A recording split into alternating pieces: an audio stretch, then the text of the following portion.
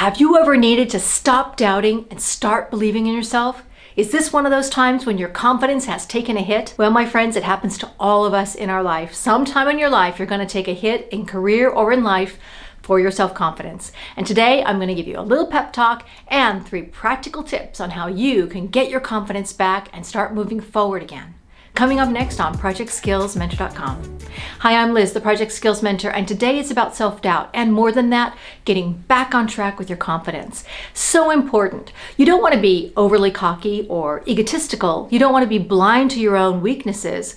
But if life is dragging you down, if the undertow is getting strong, you need to learn how to start swimming and use the tips and tricks I'm going to talk about today to get yourself back on track. Where does all this self-doubt creep in? Well, there's a couple of sources. Let's talk about them.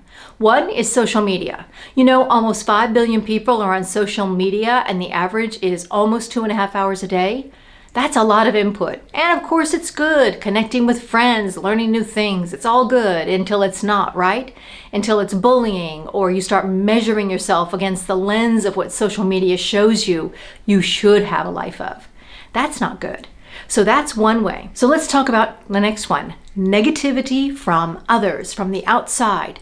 Now that can come in the form of something very direct, like bullying from your boss, coworkers, or others. Or it can be frenemies, someone who starts really friendly and nice, but then you see the daggers come out. And you know, either one of those can really undermine your confidence in yourself, in your decisions, and in your life course. Next is the imposter syndrome, where you feel a fraud. Maybe you have a great education or fantastic experience, but you doubt yourself. You think, how did I get here? Am I worthy? Am I really going to be found to be a fraud later by my friends, my coworkers, or worse, my boss? And related to that is the internal critic.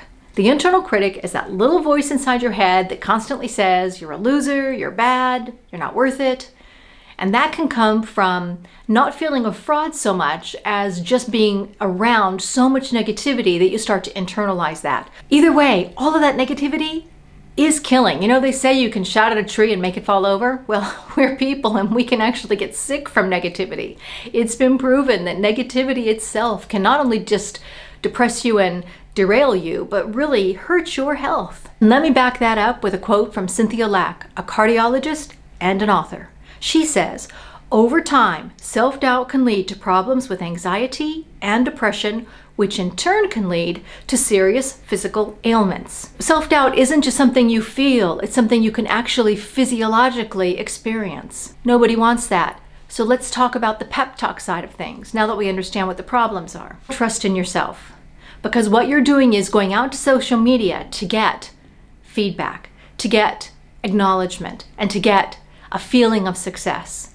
And you know, I hate to break it to you, but you're probably not going to find it on social media. You might, and good for you if you do, but you also may not. The easiest way to manage this is control your media consumption. So while that may be easier to say than to do, try putting a focus timer on your social media use. Or if you find a negative thing on social media, just block it. You know, those people are looking to make noise. They're looking for a reaction. Don't give them a reaction. Next is create a positive ecosystem. And this relates to social media, but also your real life friends, the people you do meet face to face. And that includes coworkers, bosses, family, friends of your entire circle. You know, there's that old saying about how, show me your 5 friends and I'll show you what kind of person you are. That may or may not be true, but there's something to it, right? So if you have a lot of friends that are negative and you're the positive one, think about how much energy you are expending to keep that group buoyed up. I can see why they're attracted to you. The question is, what's attracting you to them? And if you can't walk away from those people, those colleagues, your boss, your boss's boss, your immediate ecosystem at work, think about how you can change your reaction. You know, I can't change how you react to me, but I can change how I react back. And in doing that, you can show control, maturity, and self-assurance, confidence. And when you're doing this, even if you have to a little bit fake it till you make it with the confidence, showing not cockiness, but true confidence can help them see they are not getting to you.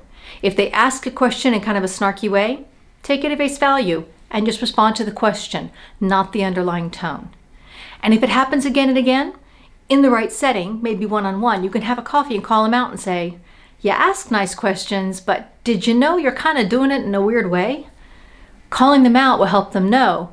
You see what they're doing, you're just not willing to rise to it. If you can separate yourself a little bit and your emotions a little bit from the situation, then try to do that. There's another part to this which I talk about in terms of coping. So stick with me because I'm going to get to that point, and I think it's really important too, how to answer these snarky comments with calmness. But one of the things I wanted to talk about first was when you talk about your ecosystem, you can make a mind map. You can also do this if you want to look at what's driving your self-doubt as a whole. But let me give you an example using your ecosystem of people. So here I've got an ecosystem of people. And you can see I've put a fictitious me in the center, my boss and colleagues on one side, and my family and friends or neighbors on the other side. And I've kind of indicated, are they generally hostile toward me at the moment? Are they friendly? Is it a mix? And what's my plan to react? Planning reaction and actually planning what you're going to say out loud can be so helpful because you've kind of rehearsed this, so you get muscle memory on, oh yeah, with the neighbor that's always gossiping about people in a really negative way, I've got an answer for her, which is, I love all my neighbors, including you. Have a great day. Whatever it is, have that plan. And you can test out these reactions just to see how does it sound and get used to saying it out loud. And the third tip, build your self-awareness. Now, when you're self-aware, you're aware of your emotions, you can ground them, and you can step away from them. And this is where I want to talk about coping for a moment. Even if you have high EQ, even if you have extremely high personal awareness, if you are tired, if you're having a very stressful day, if you've had some kind of an emotional shock to your system, something bad has happened, or if you're just weighed down by a long list of things to do, all of those can wear out your EQ for the day. So know that. And know that if you get a snarky comment, you might need to say, I want to have that conversation with you, and I will answer the question. Please send me an email. I can't deal with it today. Defer it to a moment when you're at your strongest. The next thing is dealing with this imposter syndrome problem. I had a friend when I was a young and up-and-coming project manager. I didn't actually have a university degree at the time, and I had more and more responsibility, but didn't feel imposter syndrome. And this other woman I was working very closely with was a trained lawyer by a top school working in a key role in the organization. And she and I went out for drinks and she told me how much she felt like an imposter. And at first I started to say, wow, you are so far above me in education and capabilities and skills and authority level at the office and everything else.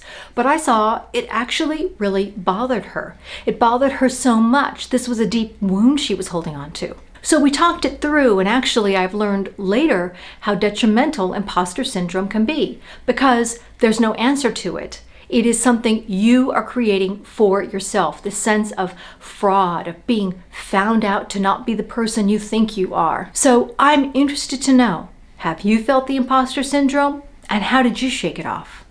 I would think everyone would want to know, so please leave it in a comment in the box below. But if you need a solution, here's a couple of tips I've got for you about the whole concept of building self-awareness. Understand your weaknesses and your strengths, how you're going to build on your weaknesses, and how you're going to strengthen your strengths. And that can be so fulfilling because you are good at things. You are of value. Each person is. And you just need to find that thing inside yourself that honors that. And that is especially true when someone gives you an outside compliment. Write down those compliments. Keep a list of them. I used to do this. When I had my worst days, I had actually a file folder I would open, and it would include every note I received, every email that said, that a girl. I got a great note from a customer once that actually went to the president of the company, and the president of the company wrote a note. I kept that thing like 12 years because when I had a bad day, I took it out and go, yeah, I'm okay. And that's the biggest thing I can say. Make a list, keep the success stories, and move on. Today, maybe you did fail. Okay.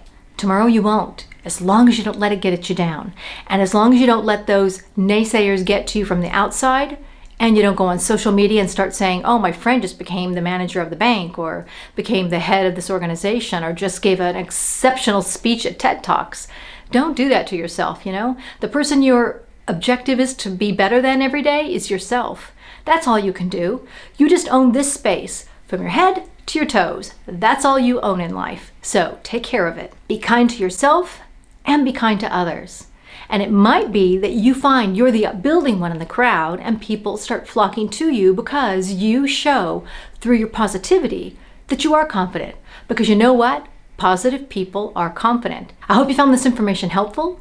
And if you liked it, please give it a thumbs up and consider subscribing to the channel because I've got lots more conversations like this coming. In fact, I'm starting a new series on the secret of my success, and I want you to come along with me on that starting in June.